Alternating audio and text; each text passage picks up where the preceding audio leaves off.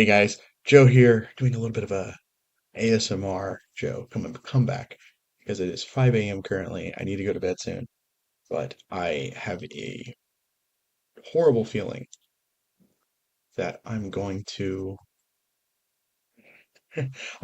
go to bed, wake up late, and then the recap comes out on Monday or something like that, or does it come out at all? Like last week, where I'm just gonna full disclosure. This fight night was actually not bad, whereas last week's card was so bad I forgot I watched it after I watched it. I don't think I've ever had that happen for a pay-per-view card. I don't think I've ever watched a pay-per-view card like all the way through and then like forgot I watched it. I didn't watch it the same way as I watch other pay-per-view cards because it was bad. So like I had it on while I was like doing other things, hanging out with friends. I had it on one monitor. I would watch it. I was kind of taking notes when I did. I took notes on it. Most of it was me making fun of how bad it was. Just 100% forgot it, which means I forgot about doing a recap. And then my sleep schedule was destroyed. It was just not a fun mess. It was not a fun mess of a weekend for me. But I'm here now. I'm here to do this. So enough talk. Let's get to the fights.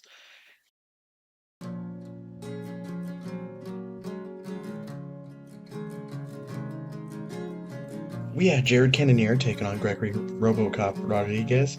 It sounded like Rodrigues, like is how you say it, but I know it's a little bit different with Portuguese, so I just call him Robocop a lot. Big middleweight fight, Cannonier near the end of his rope, it seems like, where Robocop is trying to bust into title contention, so this is a good way to do it. So first round, Robocop starts putting on the pressure, starts putting on the power on Cannonier, hard shots, even sits Cannonier down with some big punches, but he can't get the finish. Cannonier does get a takedown near the end of the round, but it doesn't really I don't think it does much in terms of like winning him the round at all. Because I think RoboCop gets back up pretty quick. Then they're in the clinch for a moment, but it was all RoboCop all round two, all round one. Round two, I thought more of RoboCop just kind of putting on the pressure. He's starting to slow a little bit. Like his punches don't have the pop as they did in the first round. He might have punched himself out a little bit. Cannonier's picking up on it. He's picking up the pace a little bit. More and more. Pressure's coming in. I don't think it was enough to win him the round still. I think that was a Robocop round, but it's one of those situations where it's like, oh, it's 2-0 Robocop, but he's probably losing the next three if he survives it. So, like, we've all seen fights like that. Third round, Cannonier doing much better. It's fairly even. His pace and his pressure is winning him this fight in the long term. He's starting to drain the power and energy of RoboCop with good low kicks, a good couple body shots here and there. RoboCop goes to the body even this round, some punches. But at the end of the round, Cannonier gets a big elbow, huge. Romps Rodrigues, goes for the ground and pound, can't get the finish, so they go to round four, and it's like there wasn't really a break, really, because Cannonier just kind of walks RoboCop down, lands more shots, more shots, more shots. RoboCop goes down. Here comes the ground and pound, and here comes the TKO stoppage. Pretty decent little comeback win for Cannonier. And I have to admit, I was uh, I was hoping he would lose here. I wanted RoboCop to win here, and I got only one reason. I have nothing against Cannonier. I have nothing against Cannonier at all. I like RoboCop, but I got nothing really. I'm not like rooting for Cannonier to lose. I was rooting. I was more so rooting for Gregory Rodrigues to win. And the reason is very simple. Middleweight's really, really, really, really bad right now, I think. And it needs help. It needs help. Last week's main event was proof that it needs help. Like, I'm not, I think it's really weird to me that Dricus du Plessis is our champion currently. Izzy just got knocked out not that long ago. Um, Middleweight seems rough right now. I don't know. We need new blood. We need something. So I think it's time we take our flare gun out, our UFC mandated, like our UFC officially licensed flare, shoot the SOS, and call it for this division because it's not looking great. We need new blood in this division. I think right now, I think you can argue that this is the worst division in the UFC, like with context. with context, like heavyweight's always going to be the worst division, right? But it's like with context, I mean, middleweight is on the lighter side, so you would expect it to be at a higher, like at a higher level than heavyweight. But middleweight's just pretty bad right now. And I mean, there's guys like Cal, Cal Borralho right now, who's awesome, and I want him to get a title fight. Bo Nickel is still pretty exciting, but it's not looking great. Fluffy Hernandez, Roman Kopilov. So there is some names here that now that I say that, it is seeing like it could get brighter, but I love Fluffy Hernandez. I don't know if he beats DDP. I love Roman Kopilov, but I think he needs a little bit more time to like really develop all other aspects of his game. Then he can definitely make a run with the striking. Um, is MVP staying at middleweight? I'm not really sure, admittingly. Cal Borralho is probably going to be. I'm probably expecting him to beat middleweight champ at some point. I think him and Hamzat sounds kind of crazy. Bo Nickel, if he puts it all together, puts his striking together, and really lets it rip with the wrestling more, that guy could be the unicorn. Potentially the unicorn, but we don't know yet.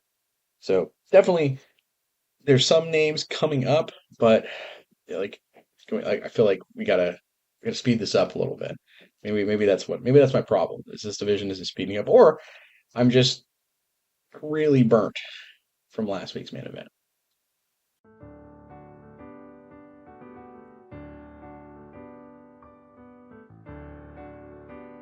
Co-main event: Youssef Zalal versus Calvin Kattar. Kind of fun seeing Zalal here. I remember him dropping decisions to like Sean Woodson and stuff like that back in the day. And Calvin Kattar, but he's back. He's got a good streak going. Calvin Kattar, who super fun guy. It's been a while since I've seen him fight. I feel like, and big fan of his. Always a really fun fight. Man, he got pieced up in this fight a little bit. Lots of lateral movement. Lots of just moving side to side, circling away and around from the power from Zalal with lots of jabs. An occasional threat of the takedown from him, but not really anything coming down that way. And Cater just struggled to cut the cage off. And he was trying to get the big damage going. The final round, he's still going for it. No real luck landing the big shot, even though he was landing more shots. I don't think he was really. He might have taken the round. I know some people thought he took the round three. I was kind of like, I don't know. I feel like Salal just kind of starts getting stationary and then he's landing. But it was one of those situations like, yeah, I'm sure you get the round, but like you're not able to land the power now still, and you know, so it doesn't really matter. Almost like a weird inconsequential round in a way. But you never know with judges, I suppose. So what happens? We go to decision, and Zalal wins a unanimous decision. Big win for him in a marquee fight over a name. Like Calvin Kattar is a name at featherweight, so that's pretty fun. I think it's fun getting a new name out there. Oh, ooh, excuse me, off the mic. Maybe like Zalal, Giga, Sakazi is a thing that can happen. There's some fun names you can give Zalal. I think you can give Zalal like Ortega. I think, or no, Ortega's moving up, isn't he? So maybe not Ortega.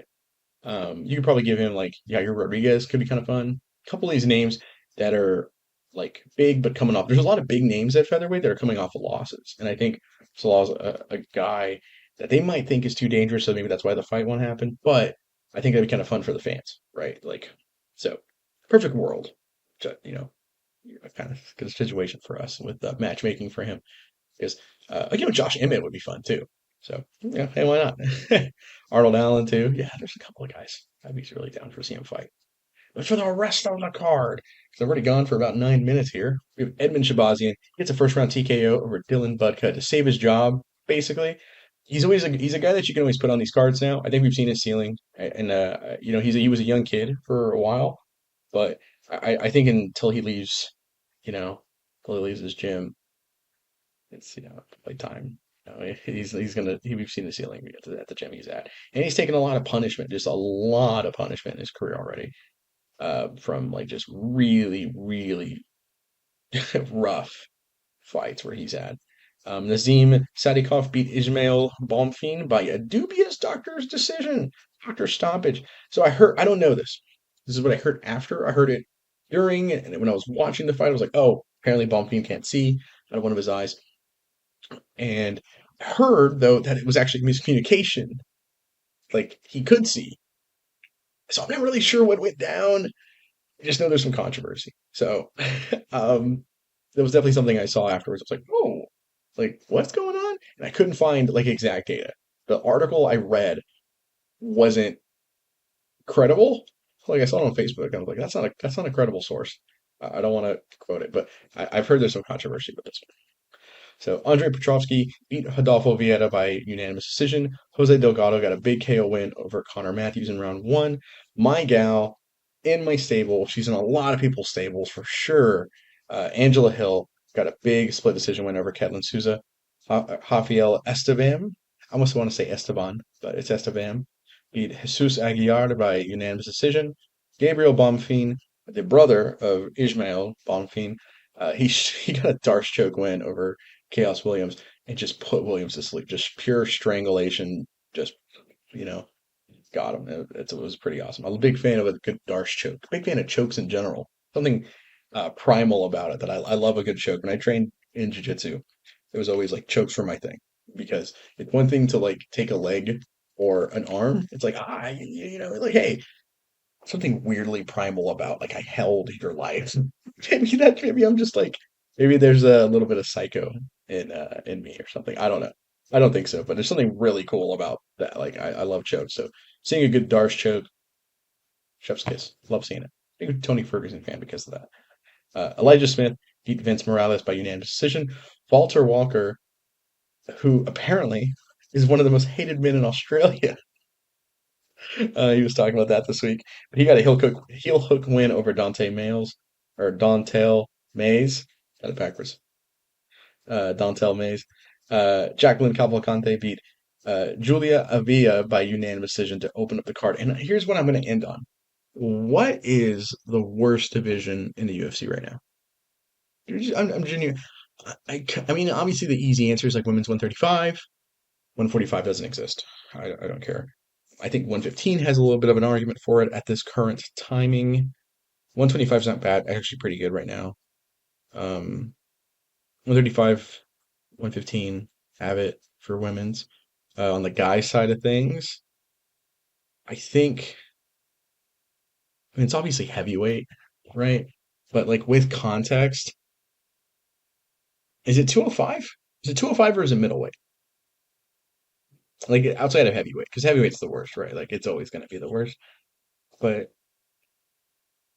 it's got to be 205 for heavyweight or like middleweight, right? Maybe I'm just crazy. Welterweight's not looking well. Actually, welterweight's not bad right now. It's okay. It's fine, but we'll see. I'm genuinely curious what you guys think, and I'd love to hear your arguments of which kind of support what. But I will 100% be back next week because wow, that is an actually just great fight night card because Henry Cejudo, Song Yudong, that's awesome. But I just talked about him. Fluffy Hernandez, Brendan Allen guy I miss talking about here. Jean Silva, who I love watching him fight, love watching the Fight Nerds fight. So actually, Andre Feely on the undercard, Ricky Simone, one of my boys, Modestus Bukowskis, who I always root for after the really rough knee injury, and a potential Rob Font appearance. Actually, a really good card next week for the most part. For a fight night, it's a pretty good card. And if it's not at the Apex, we're going to be in Seattle, which is pretty hype. So after that, we're back in the Apex. That's probably what I was thinking. I thought next week was an LK, but guess not. But that's it for me. I will, of course, be back to talk about both of those, of course. But Song Yudong versus Henry Cejudo. The battle of the giant head versus, Team Alpha Male. So I'm definitely excited for that. But that's it for me once again. I'm Joe with the INC. Thank you so much for watching. Peace.